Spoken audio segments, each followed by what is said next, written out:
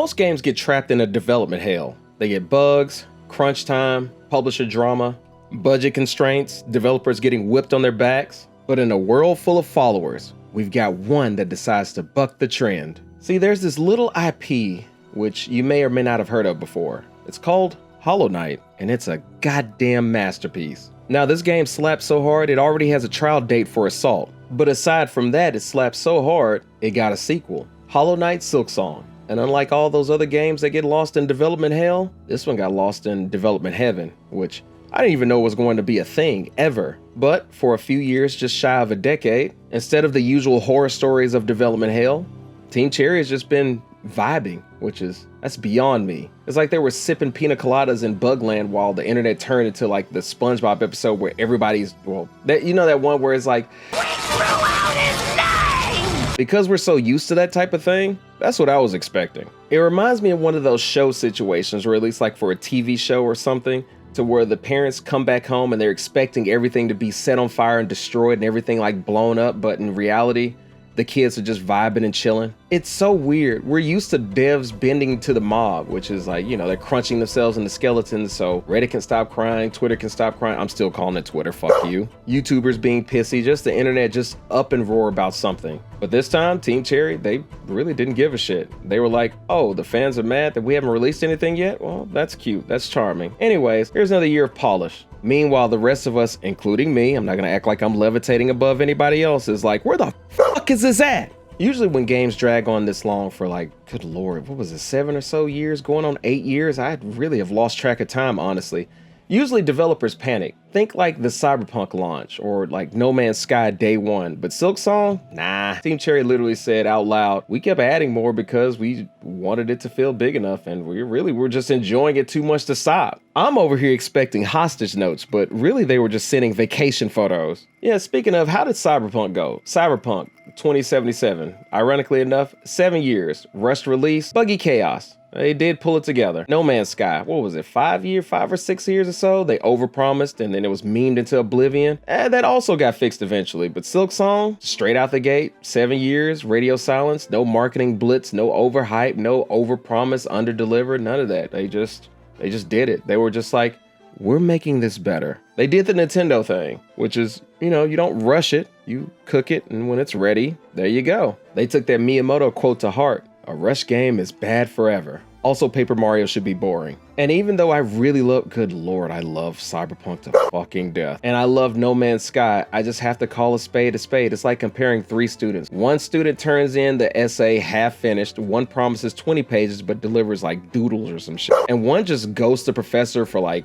good lord, for like a whole, like almost like 2 college terms, and then casually just hands in a thesis with a bow on it. That's like, what do you even say at this point? Because of the lack of communication, what looked like delay, you can say it wasn't failure. It was just restraint. They were just chilling. Team Cherry didn't feed the hype machine or anything. They didn't live online like a lot of us. They didn't care. Fucking insane. I will say this, it actually gives me hope. Like, maybe not every studio has to sacrifice their developers to the crunch gods or anything psychotic like that. You don't have to break them down and make them like I fucking hate this job decision, to make them hate the profession that they chose. Maybe other developers besides Nintendo can take their sweet time and produce something amazing. And since DLC will be there, you might as well say it's got like a full massage and probably a happy ending.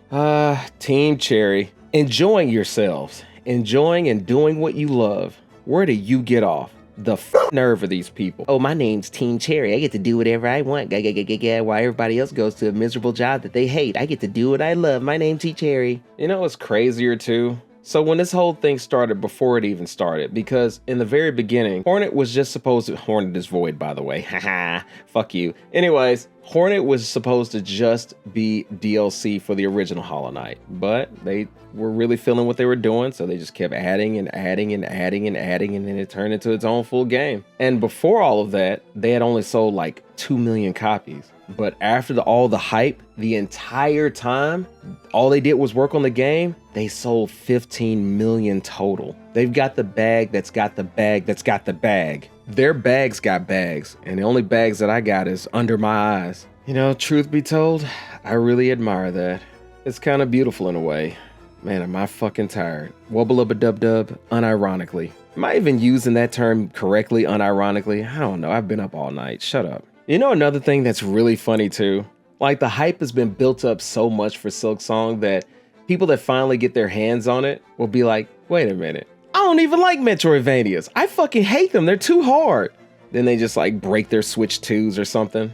And then they'll scream, this game trash. They could be like, oh, well, this is really just Hollow Knight 2. And it's like, well, yeah, it didn't say it was going to be anything else. I already beat the game. It's really just like 20 or 30 hours long. You mean to tell me that I waited 7+ years to play Hollow Knight 2? And it's like, yeah, you did. Nobody told you it was going to be anything else. You bought into all the self-imposed hype. Team Cherry didn't tell you shit. They were just sipping some developer lean while you were up here freaking the fuck out. And like I said, I'm included. I'm not levitating above anybody else. I broke the dam. That, and I mean, it's just like what? 3 dudes in Australia? It's not like a Ubisoft sweatshop or anything. Is it Ubi or Ubi's? It doesn't fucking matter. Gaming companies, this is another reason why you should have physical games. See, if they get mad at the game and it's only digital, then they might probably end up destroying their console.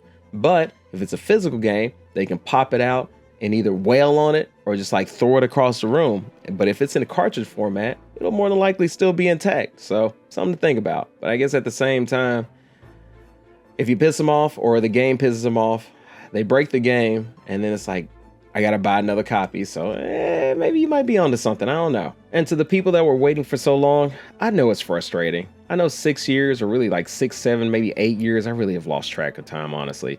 It's like 3 different lifetimes in internet years, let alone gaming years. But if you love Hollow Knight, you know the pain is gonna be worth it. So go ahead and fire that shit. Whenever you do play it, tell me what you like most about it. If you like this video, hit that like button. It's free and it helps out the channel a lot. Same for the subscribe button. If you like me enough, well, hit that subscribe button. It helps out a fuck ton. But hold on, before you go, one more thing pops into my mind. And this is very important and really should be talked about. I think one of the things though that hurts the most is it released on September the 4th. When really it should have released on September the 11th. That way it could overshadow the tragedy. You know that horrific tragedy? That tragedy where all those people lost their lives. Why are you sitting so quiet? Don't act like you don't know what the fuck I'm talking about. Those people lost their lives. You really need me to tell you the September 11th tragedy? Alright, fine. The Chilean coup d'etat from 1973. General Augusto Pinochet led a military coup that overthrew the democratically elected government of President Salvador Allende in Chile. This event led to a brutal dictatorship, actually, and the death and or disappearance of thousands of people. So, it's a pretty big tragedy. Thousands of people lost their lives.